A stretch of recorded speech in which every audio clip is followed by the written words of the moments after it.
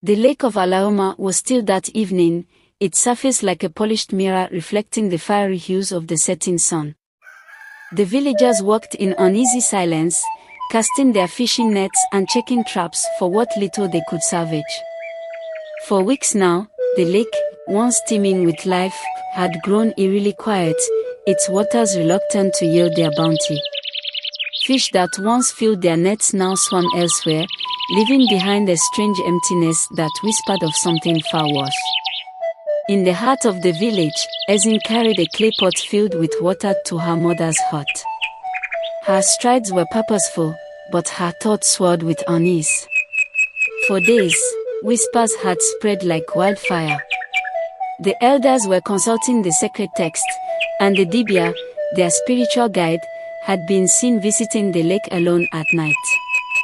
These signs pointed to one conclusion: the goddess Mmirioma was displeased.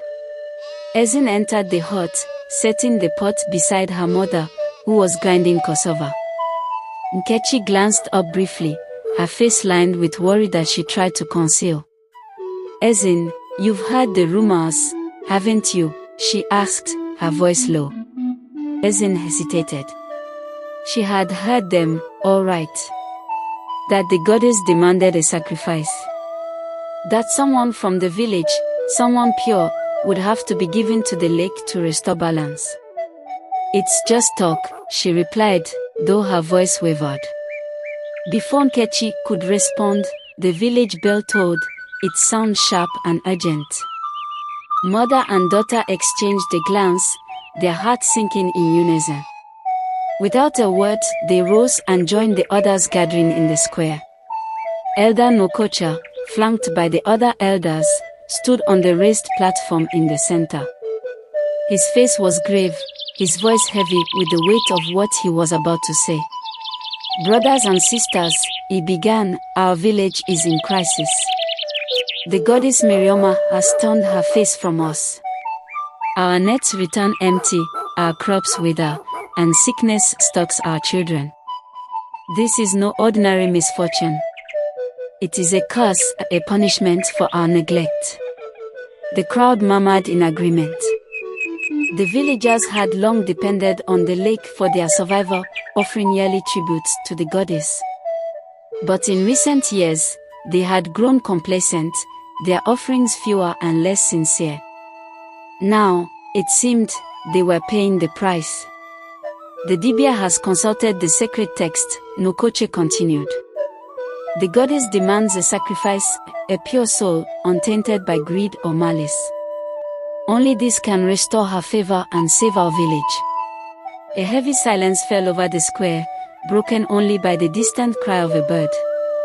The villagers looked at one another, their eyes filled with fear. Who would it be? Who among them would bear this terrible burden? Then, as if carried on the wind, a single name began to spread through the crowd: Ezin. Heads turned toward her, and she felt the weight of their gazes pressing down on her like a physical force. Ezin's breath caught in her throat. She looked to her mother, whose face had gone pale. Nkechi stepped forward, her voice trembling. "My daughter is innocent. Surely there must be another way." But the elders shook their heads, their expressions somber. "The goddess has spoken," Nokoche said. "Ezin is the chosen one." That night, the storm came. Lightning split the sky, and thunder roared like the wrath of the gods. The lake churned violently, its waves crashing against the shore as if it, too, were alive with anger. In her small hut, Ezin sat by the fire, her hands clenched tightly in her lap. Nkechi knelt beside her, tears streaming down her face. "My child," she whispered, her voice breaking. "There must be a way to stop this." Ezin shook her head. "The village needs me, Mama. If this is the price to save them, I will pay it." Her words were brave, but her heart was heavy. She thought of the life she would never have, the dreams she would never fulfill. Yet she knew that to refuse would mean disaster, not just for her, but for everyone she loved. As the storm raged on, the dibia arrived, accompanied by the elders. Dressed in flowing robes adorned with shells and beads, he carried a staff topped with a carved fish, the symbol of Mmirioma. "It is time," he said, his voice echoing with finality. Ezin rose, her legs trembling but her resolve firm. Nkechi clung to her, sobbing, but Ezin gently pried her mother's hands away. "I will always love you," she said softly. Then, without looking back, she followed the dibia into the night. The ritual was held on the shore of the lake, under the light of the full moon. The villagers gathered in solemn silence, their faces lit by the flickering glow of torches. Ezin stood at the water's edge, clad in a white garment that billowed around her like mist. The dibia chanted prayers, his voice rising and falling like the waves. When the time came, Ezin stepped into the small boat waiting for her. The elders pushed it into the water, and the current carried her toward the center of the lake, where the moonlight formed a shimmering path. The villagers watched in hushed awe as the boat drifted further and further away. Then, the lake began to churn. Waves rose around the boat, and a haunting, melodic voice filled the air. It was the goddess herself, calling to her chosen one. Ezin's boat rocked violently, and a massive wave engulfed her, pulling her under. When the lake calmed, the boat was empty, and Ezin was gone. The world around Ezin was a torrent of water and shadows. She thrashed against the waves, her lungs burning as she fought for air, but the lake's grip was unrelenting. The light of the moon disappeared as the water pulled her deeper, its cold tendrils wrapping around her like chains. Just as the last of her strength ebbed away, a sudden calm enveloped her. The water stilled, and a soft glow pierced the darkness. Ezin opened her eyes. She was no longer in the lake but in a place that defied comprehension. The air shimmered as though made of liquid light, and the ground beneath her feet was a smooth, glassy surface that rippled with every step. Strange, luminous plants swayed gently, their colors shifting like the hues of a rainbow. The air was thick with a hum that seemed to resonate in her chest, a melody both soothing and unsettling. In the distance, a figure emerged, a woman of otherworldly beauty and terrifying majesty. Her skin shimmered like the scales of a fish, and her flowing robe seemed woven from water itself. Her hair cascaded like a waterfall, and her eyes glowed with a piercing light that made Ezin feel both seen and stripped bare. This was Mmirioma, the water goddess. "You have come," the goddess said, her voice echoing as though it came from the depths of the lake. "You are the one they have chosen to appease me." Ezin's voice trembled as she spoke. "Yes, Great One. I am here to offer myself for my people." Mmirioma tilted her head, her expression inscrutable. "You believe that your death will restore balance? That by surrendering your life, the village will be saved? Isn't that what you asked for?" Ezin replied, her courage rising despite the weight of the goddess's gaze. The goddess laughed, a sound like crashing waves. "Foolish mortals. I never asked for your death. What I demand is your spirit, your essence, to restore what your people have destroyed." Ezin frowned, her confusion evident. "What do you mean?" "The imbalance in your village was not caused by neglecting me, but by neglecting the harmony of the land and water," Mmirioma explained. "Your people have taken without thought, polluted the waters, and forgotten the sacred bond between the earth and the divine. Now, I ask you to mend that bond, but not through death. Through action." Ezin's heart raced. She had prepared herself for the end, for the cold embrace of the lake. But now, she was being asked to live, to bear the weight of a task she barely understood. "What must I do?" she asked. Mmirioma's eyes glowed brighter, and the hum in the air intensified. "You must face 3 trials. Each will test your courage, your compassion, and your wisdom. Only then will you be worthy to carry the gift that will restore balance to your village. Before Ezin could respond, the goddess raised her hand, and the world around her dissolved into darkness. Ezin awoke to find herself in a vast forest, the trees impossibly tall and their leaves glimmering with an otherworldly light. A gentle breeze carried the scent of salt and earth, mingling in a way that was both familiar and strange. Ahead of her stood a gate carved from coral, its intricate patterns pulsating with a soft blue glow. As she approached, a voice echoed from the gate. To pass, you must show courage. Beyond lies a test of fear. Enter only if your heart is true. Ezin hesitated, her pulse quickening. But she steeled herself and stepped through the gate. The forest transformed into a labyrinth of shadows, the air growing colder with each step. Whispers swirled around her, voices calling her name, taunting her with her deepest fears. Images began to form in the shadows, her mother weeping, the villagers turning their backs on her, the cold, empty depths of the lake. Her breath quickened, her steps faltering. But then she remembered the goddess's words, "Your courage will guide you."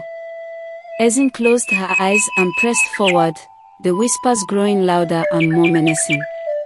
"I will not stop," she said, her voice steady despite her fear. The shadows recoiled, and the labyrinth dissolved into light. She found herself back in the forest, standing before a glowing pool. The voice returned, softer this time. "You have passed the first trial.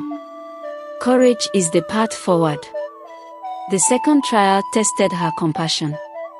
The glowing pool transformed into a scene of her village, but something was wrong.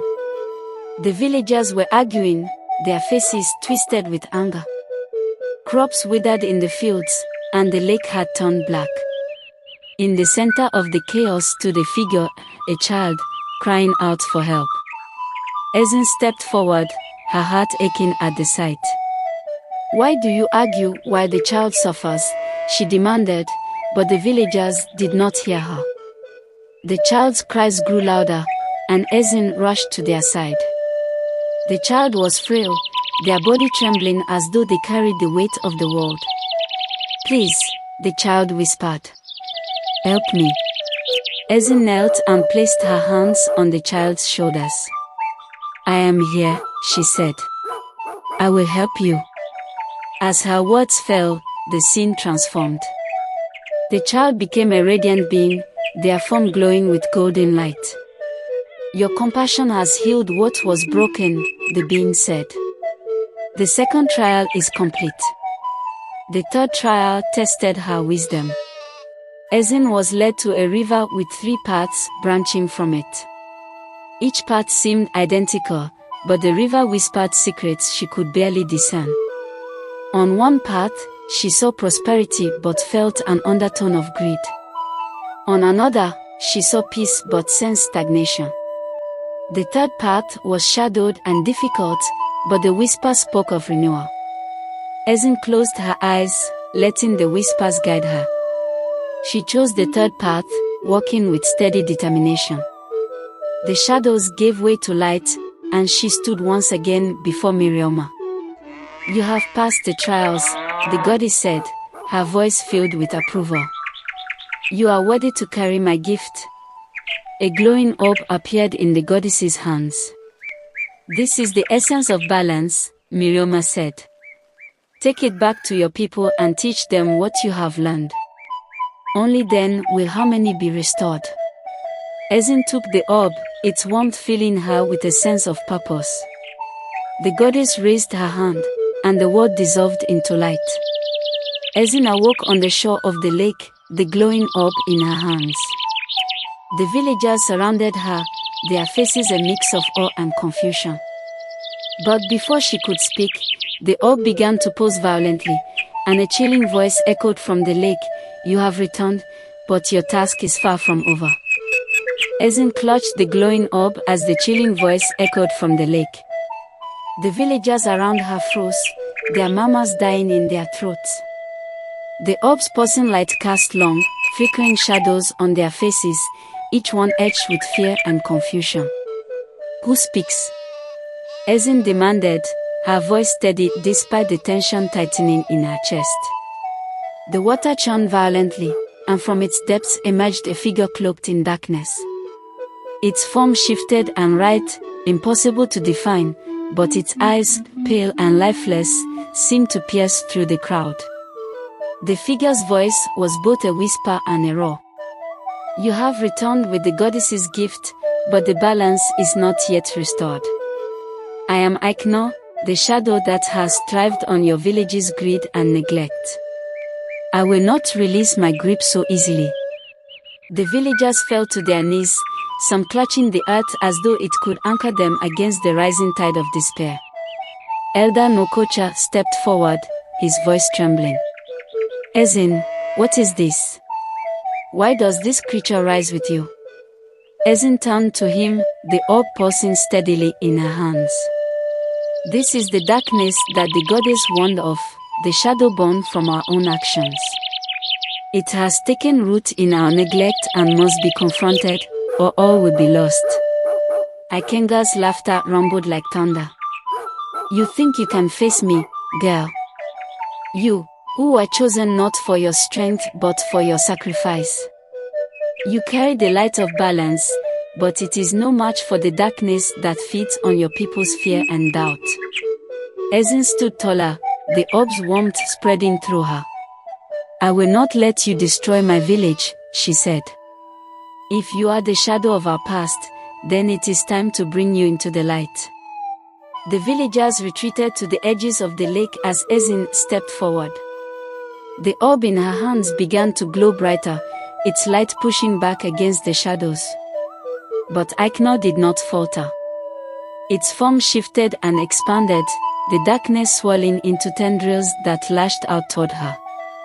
The first tendril struck the ground at her feet, sending a shockwave that nearly knocked her over. She steadied herself, gripping the orb tighter. "Your power only exists because we allowed it," she said, her voice firm. "But that ends now." The orb paused, and from its light emerged three figures, manifestations of the trials Ezin had endured.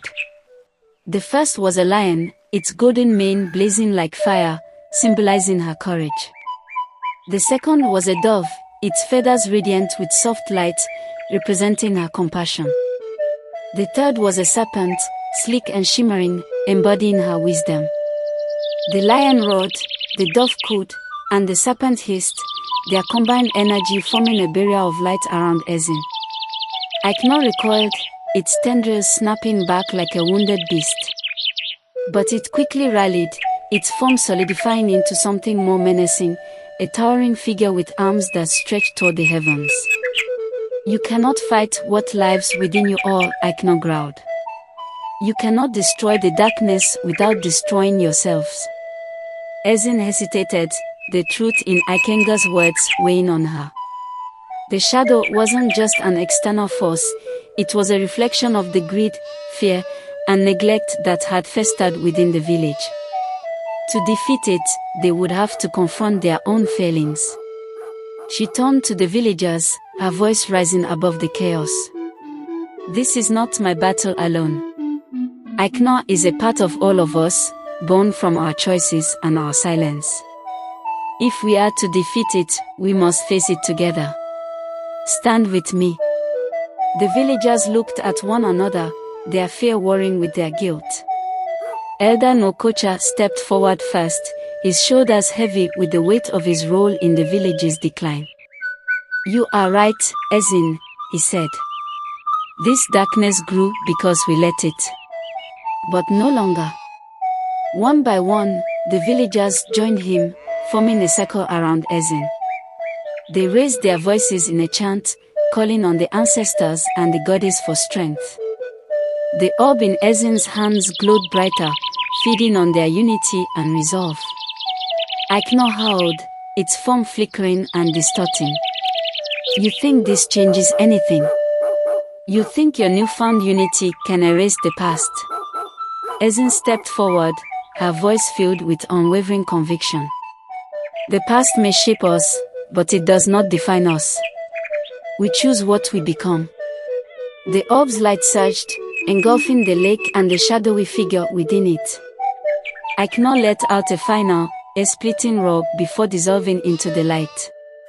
The lake stilled, its surface shimmering with the glow of the orb. As the light faded, the villagers stood in awe. The lake had returned to its former glory, its waters clear and teeming with life. Fish swam in abundance, and the surrounding fields seemed to hum with vitality. But Ezen remained standing at the water's edge, her expression distant. No Kocha approached her cautiously. Ezen, the village owes you everything. You have saved us. Ezen turned to him, the orb still glowing faintly in her hands. This is not over. The goddess's balance has been restored, but we must maintain it. The light has driven away the shadow, but if we return to our old ways, it will rise again. The villagers nodded solemnly, their faces filled with both relief and resolve. They pledged to honor the lake and the land, to give back as much as they took, and to remember the lessons they had learned. As the villagers began to disperse, Ezen felt a sudden pull from the orb. A whisper echoed in her mind, faint but insistent, "The shadow is defeated, but the roots run deep. Your journey is far from over." She looked to the horizon, where dark clouds gathered once more, a warning of challenges yet to come.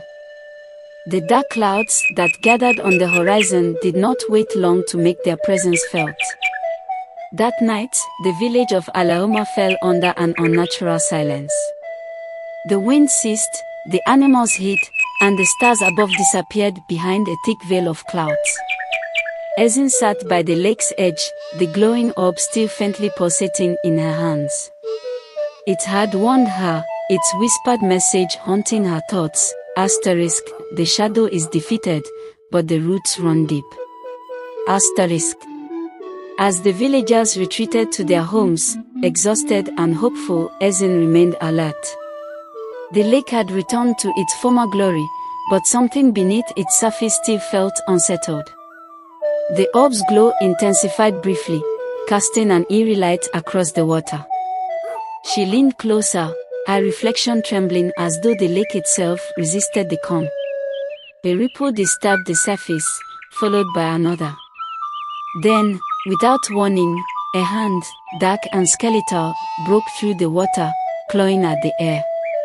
Ezen stumbled back, her breath catching in her throat. From the depths emerged a figure cloaked in shadows, its form twisting and writhing like smoke. It was not Ignore, but something older, something far more dangerous. The figure's voice was a guttural hiss, like the scraping of stones. "Did you think it would be so easy, child? The shadow you defeated was but a fragment. I am Ekwensu, the root of all discord, the hunger that lurks in the hearts of men. And I am far from vanquished." Ezen tightened her grip on the orb, its warmth steadying her trembling hands. "You thrive on fear and division, but the village stands united now. You have no place here." Ekwensu laughed, the sound reverberating through the air like thunder. "United? For how long? Humans are weak, forgetful. Their resolve will waver, their unity will crumble. And when it does, I will return stronger than ever." Ezen's heart pounded as Ekwensu sank back into the lake, leaving only ripples in its wake. She knew she couldn't face this new threat alone. The villagers had proven their strength once, but this was different. This was not just about the village, it was about the very soul of the land. The next morning, Ezen called a gathering at the fallen Iroko tree, now a symbol of their rebirth. The villagers listened intently as she recounted the night's events, her voice steady but urgent. Ignore was not the end. A deeper darkness lingers, one that feeds on our weaknesses. If we are to protect what we've rebuilt, we must uncover its roots and destroy it for good. Elder Nokocha stepped forward, his expression grave. Ezin, what you describe is Ekwensu, the spirit of chaos and greed. It is said to dwell in the deepest parts of the lake, feeding on the fears and failures of humanity. But no one has dared to confront it, not even the ancestors. Then we will be the first, Ezin said firmly. We cannot let this darkness fester any longer. The orb has shown me the way. The balance we restored was only the surface. The true test lies beneath. The villagers exchanged uneasy glances. They had faced Aikno together, but Ekwensu was something entirely different. Still, their faith in Ezin was unwavering. One by one, they pledged their support, their voices carrying a determination that seemed to echo through the land. The preparations began immediately. The Dibia, Mama Ifinanya, and Elder Nokocha walked alongside Ezin to craft protective charms and gather offerings for the journey ahead. The orb's glow grew stronger each day, guiding their efforts and revealing glimpses of what awaited them in the lake's depths. On the third night, under the light of a crescent moon, Ezin and a small group of villagers boarded a large canoe adorned with symbols of protection. The lake was eerily calm as they paddled toward its center, where the water shimmered with an unnatural light. The orb paused steadily in Ezin's hands, its rhythm matching the beating of her heart. As they reached the glowing center, the lake began to churn. The water rose and twisted, forming a massive whirlpool that pulled the canoe downward. The villagers gripped the sides of the boat, their prayers rising above the roar of the vortex. Ezin stood at the helm, her gaze fixed on the orb as it absorbed the swirling energy around them. The whirlpool consumed them, dragging the canoe into the lake's depths. Darkness enveloped them, but the orb's light cut through it like a beacon. Ezin felt the air change, thicker, colder. They were no longer in the physical world but a realm where the laws of nature bent to the will of the divine. They emerged in a vast underwater cavern, its walls pulsating with an ominous glow. The lake's waters flowed like rivers through the cavern, converging at its center, where a massive, pulsating heart of shadows hung suspended. This was Ekwensu's core, the root of the chaos that had plagued their village. Ezin stepped forward, her companions following hesitantly. The orb in her hands grew so bright that it seemed to burn, its light slicing through the darkness like a blade. Ekwensu's voice filled the cavern, a chilling blend of rage and amusement. You dare to face me in my own domain. Fools! Your light will be extinguished, and your souls will be mine. From the shadows emerged tendrils of pure darkness, writhing and snapping like serpents. The villagers formed a protective circle around Ezin, their charms glowing faintly in the dim light. They chanted prayers, their voices merging into a single, resonant force that pushed back the tendrils. Ezin held the orb aloft, its light radiating outward. Ekwensu, your reign ends here. You thrive on fear and greed, but we bring unity and hope. Your time is over. The orb's light intensified, piercing the heart of shadows. Ekwensu howled, its form writhing and shrinking under the assault. But as the light grew brighter, so did the resistance. The cavern shook violently, and cracks began to spread across its walls. Ezin! Nokocha shouted. The cavern is collapsing. We must leave. Ezin hesitated, her gaze fixed on the heart of shadows. If we leave now, Ekwensu will return. We have to destroy it completely. Then let us finish this together, Mama Ifinanya said, stepping beside her. The villagers joined hands, their chants rising to a crescendo. The orb paused one final time, unleashing a wave of light that engulfed the cavern. Ekwensu let out a final, splitting scream as its form disintegrated, consumed by the light. The light faded, and Ezin found herself back on the surface of the lake, the orb now dim and lifeless. The villagers were safe, their canoe intact. But as they looked around, the lake shimmered with an eerie stillness, and a haunting whisper carried on the wind. The roots have been severed, but the seeds remain. The first rays of dawn touched the village of Mmirioma, their light soft and hesitant, as though unsure of what had transpired. Ezin and her companions had returned from the lake in silence, their faces pale and their bodies heavy with exhaustion. The orb that had guided them now rested in her hands, its glow completely extinguished. The villagers gathered near the lake, their expressions a mix of hope and apprehension. The water, which had been their lifeblood and their curse, shimmered in the soft morning light. It seemed calm now, peaceful even, but something in its stillness felt unnatural, as though the lake itself was holding its breath. Elder Nokocha stepped forward, his voice unsteady. Ezin, you have returned. What happened beneath the lake? Has Ekwensu been vanquished? Ezin's gaze drifted across the crowd. She could see the weariness in their eyes, the fear that lingered despite their relief. She held up the dim orb, her voice clear but heavy. Ekwensu is no more. The heart of its darkness has been destroyed. But the goddess warned me before we began, the roots run deep, and even if severed, the seeds may remain. Her words sent a ripple of unease through the crowd. The villagers murmured amongst themselves, their relief tempered by the weight of her message. Nkechi, her mother, approached cautiously, her hands trembling as she reached for her daughter. Then is it truly over? She asked. Or is this just the beginning? Ezin placed a reassuring hand on her mother's shoulder. The darkness we faced was born from neglect of the land, of the water, of our responsibilities to one another. The seeds that remain are the habits and choices that led us here. If we are to prevent this from happening again, we must change how we live. The village spent the next week in quiet reflection. The elders called for a council meeting, inviting every villager to speak freely about the past and their hopes for the future. For the first time, there were no titles or hierarchies, only voices united in a common goal.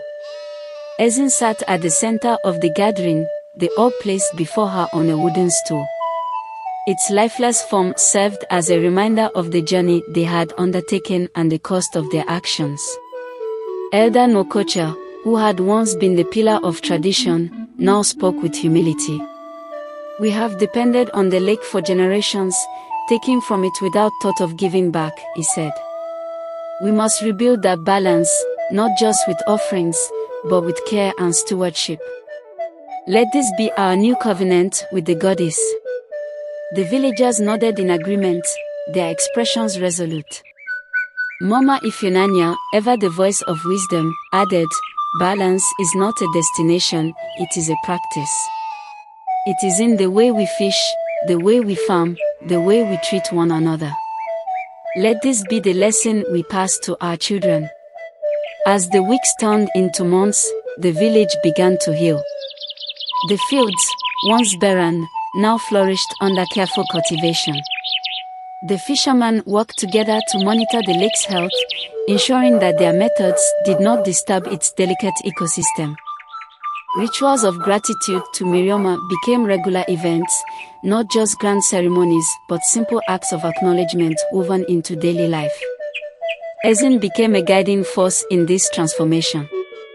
She spent her days teaching the children about the trials she had faced, weaving stories of courage, compassion, and wisdom into lessons about the importance of harmony. The villagers came to see her not just as the girl who had been sacrificed but as the woman who had saved them. But even as the village thrived, Ezin could not shake the memory of Ekwensu's final words, the roots have been severed, but the seeds remain. She knew that their victory, though significant, was not absolute. The seeds of discord, fear, greed, and neglect could take root again if left unchecked. One evening, as she stood by the lake, gazing at its tranquil surface, A figure emerged from the shadows. It was Mama Ifeanyi, her steps slow but purposeful. "You've done well, child," the old woman said, her voice warm but tinged with sadness. "But I see the weight you carry. You fear that this peace will not last." Ezi nodded, her eyes never leaving the water. "The lake is quiet now, but I can feel it. The seeds are still there, waiting. If we falter, even for a moment, they will grow again." Mama Ifeanyi placed a comforting hand on Ezin's shoulder. "That is the burden of those who lead.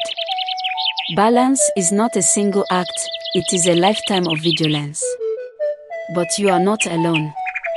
You have your people, your ancestors, and the goddess herself." Ezin turned to the older woman, her resolve strengthening. "Then I will not falter.